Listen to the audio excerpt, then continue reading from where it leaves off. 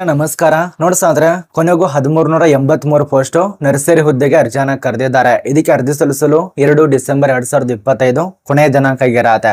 ಇಲ್ಲಿ ಕಾಣಿಸ್ತಾ ಇರಬಹುದು ಅರ್ಜಿ ಸಲ್ಲಿಸೋದಕ್ಕೆ ಕೊನೆಯ ದಿನಾಂಕ 2 ಡಿಸೆಂಬರ್ 2025 ಸಾಯಂಕಾಲ 5 ಗಂಟೆ ತನಕ ನಿಮಗೆ ಅವಕಾಶ ಕೊಟ್ಟಿದ್ದಾರೆ.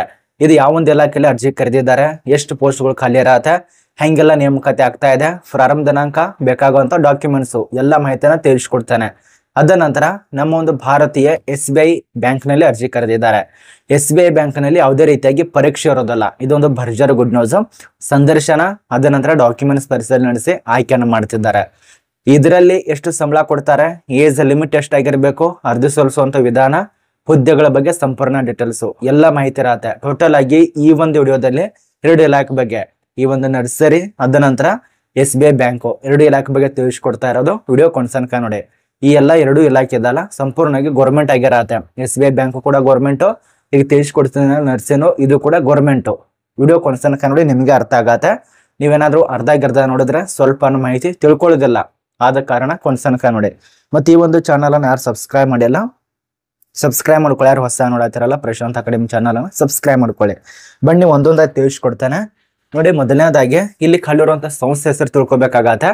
ಅದಕ್ಕಿಂತ ಮುಂಚಿತವಾಗಿ ಈ ಒಂದು ನೋಟಿಸ್ ರಿಲೀಸ್ ಮಾಡಿದಂಥ ದಿನಾಂಕಗಳು, ಅರ್ಜಿಗಳು ಈಗಾಗಲೇ ಪ್ರಾರಂಭ ಮಾಡಿದಂಥ ದಿನಾಂಕ 14/11/2025. ಇದೇ ತಿಂಗಳು ನವೆಂಬರ್ 14ನೇ ತಾರೀಕಿನ ಸ್ಟಾರ್ಟ್ ಆಗಿದೆ. Close date 2/12/2025.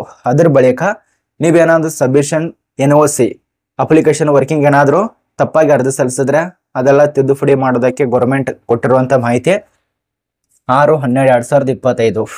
ಅದ್ರ ಬಳಿಕ ನಿಮ್ಮೊಂದು ಡೇಟಾ ಬರ್ತು ಎಕ್ಸಾಮಿನೇಷನ್ ನಡೆಸಂದ್ರೆ 8/12/2025 ಎಕ್ಸಾಮಿನೇಷನ್. ಅದರ ನಂತರ ನಿಮ್ಮೊಂದು ಅಡ್ಮಿಟ್ ಕಾರ್ಡ್ ನೋಡಿ ಯಾವಾಗ ರಿಲೀಸ್ ಮಾಡ್ತಾರೆ ಅದು ಅವ್ರು ತಿಳಿಸ್ಕೊಟ್ಟಿಲ್ಲ. ಅವ್ರು ತಿಳಿಸ್ಕೊಡೋಣ, ನೆಕ್ಸ್ಟ್ ವಿಡಿಯೋ ಮಾಡಿ ತಿಳಿಸ್ಕೊಡೋದಕ್ಕೆ ಪ್ರಯತ್ನ ಆಗತ್ತೆ. ಏನ date of CBT test 22-24 December 2025 ಈ ಒಂದು ನರ್ಸಿಂಗ್ದು CBT ಟೆಸ್ಟ್ ಇರತ್ತೆ. ಅದ್ರ ಬಳಿಕ ಡೇಟ್ ಆಫ್ ಸ್ಕಿಲ್ ಟೆಸ್ಟ್ ಅಂತೇಳಿ ಅದು ಮುಂದ್ಗಡೆ ತಿಳಿಸ್ಕೊಡ್ತಾರೆ. ಬನ್ನಿ ಇಲ್ಲಿ ಖಾಲಿರುವಂತ ಪೋಸ್ಟ್ ಹೆಸರು, ಈ ಒಂದು ಹುದ್ದೆಗಳ ಬಗ್ಗೆ ಒಂದೊಂದಾಗಿ ವಿವರಿಸ್ತಾ ಹೋಗ್ತೇನೆ. ಇಲ್ಲಿ ಖಾಲಿರುವಂತ ಸಂಸ್ಥೆ ಹೆಸರು, ಮೊದಲಿಗೆ ಸಂಸ್ಥೆ ಹೆಸರು ತಿಳ್ಕೊಳ್ಳೋಣ. ಇಲ್ಲಿ ನೋಡಿ ನಿಮ್ಮ ಒಂದು ಇನ್ಸ್ಟಿಟ್ಯೂಟ್ ನೇಮ್ ಕೊಟ್ಟಿದ್ದಾರೆ, ಅಡ್ರೆಸ್ ಕೊಟ್ಟಿದ್ದಾರೆ, ಎಲ್ಲೆಲ್ಲಿ ಹೋಗ್ಬೇಕು, ಯಾವ ಒಂದು ವಿಳಾಸಕ್ಕೆ ಅರ್ಜಿ ಸಲ್ಲಿಸಬೇಕು ಅದೆಲ್ಲ ಕೊಟ್ಟಿದ್ದಾರೆ. ಅದನ್ನ ಚೆಕ್ ಮಾಡ್ಕೊಂಡು ಅರ್ಜಿ ಸಲ್ಲಿಸಿ. ನಾನೆಲ್ಲ ಮಾಹಿತಿಯನ್ನ ತಿಳಿಸ್ಕೊಡೋದಲ್ಲ. ಈ ಒಂದು ನೋಟಿಸು ಸುಮಾರು 65ಕ್ಕಿಂತ ಜಾಸ್ತಿನೇ ಪೇಜ್ ಇದೆ. ಅದೆಲ್ಲ ತಿಳಿಸ್ಕೊಡ್ತಾ ಹೋದ್ರೆ ನಿಮಗೆ ತುಂಬಾ ಲಾಂಗ್ ಆಗತ್ತೆ ವಿಡಿಯೋ, ಆದ ಕಾರಣ ಮೊದಲಿಗೆ ಡೇಟ್ ಆಫ್ ಬರ್ತ್ ಬಗ್ಗೆ. ಮೊದಲಿಗೆ ಇಲ್ಲಿ ಖಾಲಿರುವಂತ ಸಂಸ್ಥೆ ಹೆಸರು ನೋಡಿ. ಇದು ನಮ್ಮ ಒಂದು ಭಾರತೀಯ ಏಮ್ಸ್ ನಲ್ಲಿ ಅರ್ಜಿ ಕರೆದಿದ್ದಾರೆ. ಏಮ್ಸ್ ನಲ್ಲಿ ಅರ್ಜಿ ಕರೆದಿದ್ದಾರೆ. ಇದು ಅಖಿಲ ಭಾರತದಲ್ಲಿ ಖಾಲಿರುವಂತ ಪೋಸ್ಟ್ ಆಗಿರತ್ತೆ. ನರ್ಸಿಂಗ್ ಆಫೀಸರ್ ಅಂತೇಳಿ ಹಿರಿಯ ನರ್ಸಿಂಗ್ ಆಫೀಸರ್ ಹುದ್ದೆಗಳಿಗೆ ಸುಮಾರು 1383 ಪೋಸ್ಟು AIIMS ನೇಮಕಾತಿ ಆಗಿರತ್ತೆ. ಇಲ್ಲಿ ನೀವು ಅಪ್ಲಿಕೇಶನ್ ಹಾಕಬೇಕು. ಇದು ನಿಮಗೆ ಅರ್ಥ ಆಯ್ತು ಅಂತ ತಿಳ್ಕೊತೀನಿ. ಅರ್ಜಿ ಸಲ್ಲಿಸುವಂತ ವೆಬ್ಸೈಟು ನೋಟಿಫಿಕೇಶನ್ ನಮ್ಮ ಒಂದು ಟೆಲಿಗ್ರಾಮ್ ಗ್ರೂಪ್ ನಲ್ಲಿ ಇರತ್ತೆ, ಅಲ್ಲಿ ಹೋಗಿ ಡೌನ್ಲೋಡ್ ಮಾಡ್ಕೊಳ್ಳಿ.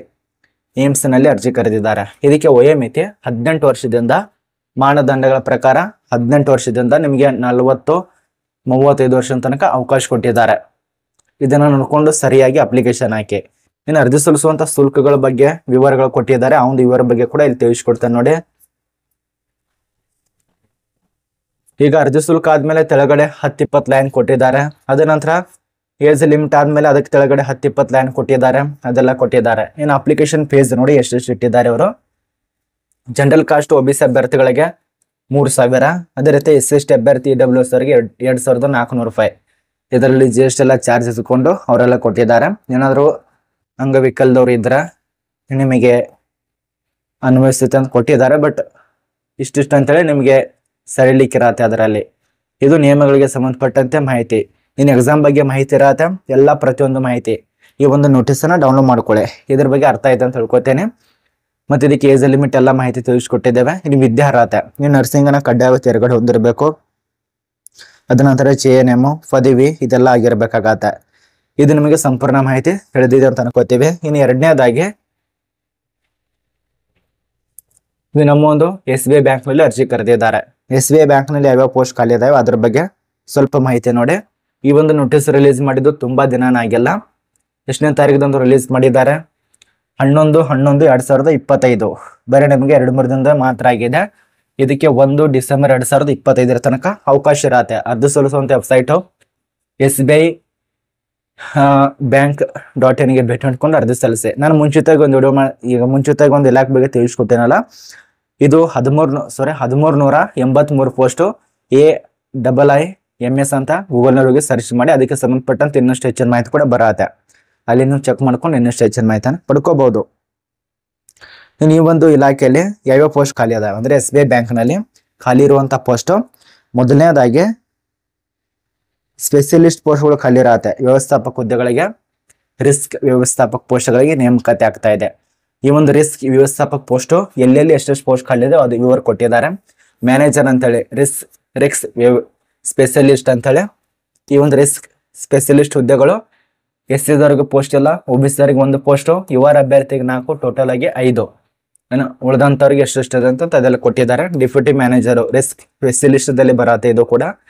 ಇಲ್ಲಿ OBC ದವರಿಗೆ 1, ಯುವರ್ದವರಿಗೆ 4, ಟೋಟಲ್ ಆಗಿ 5.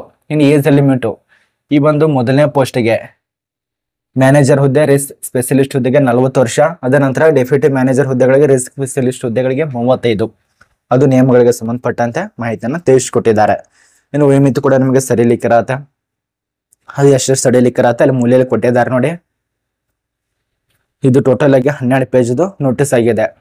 ಇನ್ನು ಉಳಿದಂತ ನಿಮ್ಮೊಂದು ಏನೆಲ್ಲ ಮಾಹಿತಿ ಬೇಕು ಅದೆಲ್ಲ ಕೊಟ್ಟಿದ್ದಾರೆ. ಹೆಂಗೆಲ್ಲ ನೇಮಕಾತಿ ಇದು ನಿಮಗೆ ವಿವರಣೆ ತಿಳಿಸ್ಕೊಡ್ಬೇಕಂದ್ರೆ ತುಂಬಾ ಲಾಂಗ್ ಆಗತ್ತೆ. ಟೋಟಲ್ ಆಗಿ 10 ಪೋಸ್ಟ್ ಇರತ್ತೆ. ನೀವೇನಾದ್ರೂ ಅರ್ಜಿ ಸಲ್ಲಿಸಿ ಆಯ್ಕೆ ಆದ್ರೆ ಅಖಿಲ ಭಾರತದಲ್ಲಿ ಕೆಲಸ, ಆನ್ಲೈನ್ ಅಲ್ಲಿ ಅವಕಾಶ ಇರತ್ತೆ. ಆಯ್ಕೆ ಪ್ರಕ್ರಿಯೆಯಲ್ಲಿ ಕಿರುಪಟ್ಟಿ ಸಂದರ್ಶನ ಈ ರೀತಿಯಾಗಿ ಆಯ್ಕೆ ಇರತ್ತೆ. ಮತ್ತೆ ನಿಮಗೆ ಅರ್ಜಿ ಶುಲ್ಕ ಸಾಮಾನ್ಯ EWS ದವರಿಗೆ 750 ರೂಪಾಯಿ. ಇನ್ನು ಉಳಿದಂತೆ ಕ್ಯಾಂಡಿಡೇಟ್ಗಳಿಗೆ ಇರೋದಿಲ್ಲ. ಇಲ್ಲಿ ಯಾವ ರೀತಿಯಾಗಿ ನಿಮ್ಮೊಂದು ಆಯ್ಕೆ ಪ್ರಕ್ರಿಯೆ ಅಂದ್ರೆ ನಿಮ್ಮೊಂದು ಶಾರ್ಟ್ ಲಿಸ್ಟ್ ಅನ್ನ ತಯಾರು ಮಾಡ್ತಾರಲ್ಲ, ಅದರಲ್ಲಿ ನಿಮ್ಮ ಅನುಭವದ ಮೇಲೆ ಆಯ್ಕೆಯನ್ನು ಮಾಡ್ತಾರೆ. ಅದ ನಂತರ ಸಂದರ್ಶನದಲ್ಲಿ 100 ಅಂಕ ಅಲ್ಲೇ ಕೊಡ್ತಾರೆ ನಿಮಗೆ. ಮೊದಲಿಗೆ ಶಾರ್ಟ್ ಲಿಸ್ಟ್ ಇರತ್ತಲ್ಲ ಕಿರುಪಟ್ಟಿ ಅಂತೇಳಿ, ಅದರಲ್ಲಿ ನಿಮ್ಮೊಂದು ಅನುಭವದ ಮೇಲೆ ಆಯ್ಕೆ ಮಾಡ್ತಾರೆ. ಸಂದರ್ಶನ 100 ಅಂಕ, ಅಲ್ಲೇ ನೀವು ಯಾವ ರೀತಿ ಕೆಲಸ ಹೇಳ್ತಿರಲ್ಲ, ಯಾವ ರೀತಿ ಮಾತಾಡ್ತಾರಲ್ಲ ಅದರಲ್ಲಿ ನಿಮಗೆ 100 ಅಂಕ ಸಿಗತ್ತೆ. ಮತ್ತು ಮೆರಿಟ್ ಅಲ್ಲಿ ಏನು ಇರತ್ತಲ್ಲ, ನಿಮ್ ಸಂದರ್ಶನ ಮತ್ತು ಮೊದಲಿಗೆ ಕಿರುಪಟ್ಟಿ ಇರತ್ತಲ್ಲ, 2 ಡಿವೈಡ್ ಮಾಡ್ಕೊಂಡು ನಿಮ್ಮೊಂದು ಮೆರಿಟ್ ಅನ್ನ ಬಿಡುಗಡೆ ಮಾಡಿ ನಿಮ್ಮನ್ನ ಆಯ್ಕೆ ಮಾಡ್ತಾರೆ. ಇನ್ನು ಸಂಬಳ ಎಷ್ಟು ಸಿಗತ್ತೆ ಈ ಒಂದು SBI ಬ್ಯಾಂಕ್ನಲ್ಲಿ ಅರ್ಜಿ ಸಲ್ಲಿಸಿದ್ರೆ ಪರ್ ಮಂತ್ ಆಗಿ ಸ್ಯಾಲ್ರಿ 85,000ದಿಂದ 1,05,000 ತನಕ ಪರ್ ಮಂತ್ ಸ್ಯಾಲ್ರಿ ಸಿಗತ್ತೆ. ಇನ್ನು ಉಪ ವ್ಯವಸ್ಥಾಪಕ ಹುದ್ದೆಗಳಿಗೆ ಇದು ಕೂಡ ಜಾಬ್ 64ರಿಂದ 93,960 ರೂಪಾಯಿ ತನ, ಅದಕ್ಕಿಂತ ಜಾಸ್ತಿನ ಭತ್ಯೆಗಳೆಲ್ಲ ಸೇರ್ಪಡೆಯಾಗಿ ಸಿಗತ್ತೆ. ಇದು ನಿಮಗೆ ಸಂಪೂರ್ಣ ಮಾಹಿತಿ ಅರ್ಥ ಆಗಿರ್ಬೇಕು. ಇದಕ್ಕೆ ಅರ್ಜಿ ಸಲ್ಲಿಸೋದಕ್ಕೆ ಆಗಲೇ ತಿಳಿಸ್ಕೊಟ್ಟಿರುವಂತೆ 1/12/2025 ಇದು ನಿಮ್ಗೆ ಅರ್ಥ ಆಗಿದೆ ಅಂತ ಅನ್ಕೋತೀವಿ.